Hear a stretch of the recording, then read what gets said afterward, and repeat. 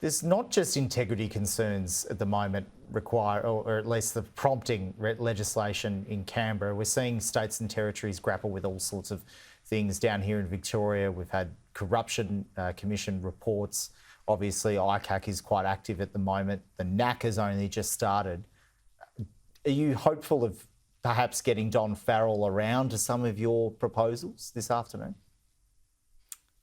I think that communities really expect more, and I'm meeting with Don Farrell this afternoon, and I will be talking to him about these 13 reforms that have broad support from candidates, from the crossbench, but also from democracy think tanks and civil society organisations and academics. And really, when there are things that are not necessarily in the interests of the major parties, the only way they happen is if there's community pressure and support. And Helen Haines' Integrity Commission Private Members Bill is a great example of this. She introduced it and showed that it was possible. It took us a while, but it became an issue at the next election, and now we have an anti-corruption commission. So the crossbench has a really important role to play to speak for communities, especially when there are things that are not necessarily in the interests of major parties. Your bill would ban donations from private contractors to the government. Would that capture some of the large consulting firms that I know we were just talking about with your parliamentary colleague Barbara Pocock about? It would absolutely capture the big four consulting firms.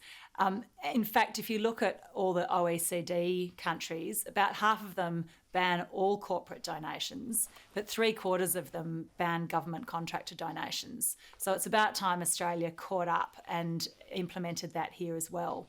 It would capture any substantial government contractor, that's a contract over $200,000, and also people who are bidding for government contracts. When we look at that, the big four have donated $4.3 million to the major political parties in the last 10 years. And in that time, the value of the contracts that they're getting from government has increased by more than 4 times.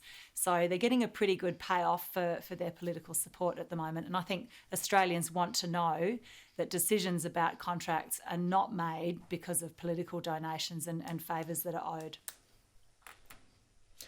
Does your bill address caps at all on donations? And I guess if not, why not?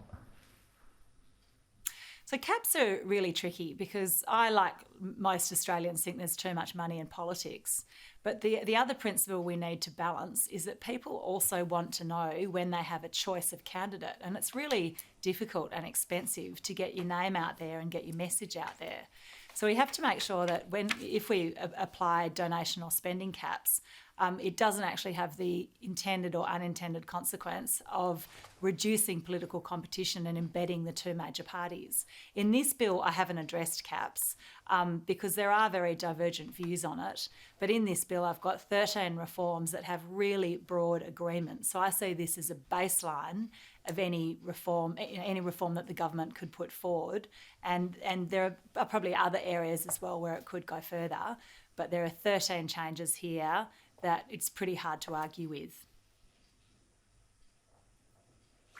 Okay, Cheney, good luck with the bill and good luck, no doubt, with the meeting with the Special Minister for State, Don Farrell. Appreciate your time.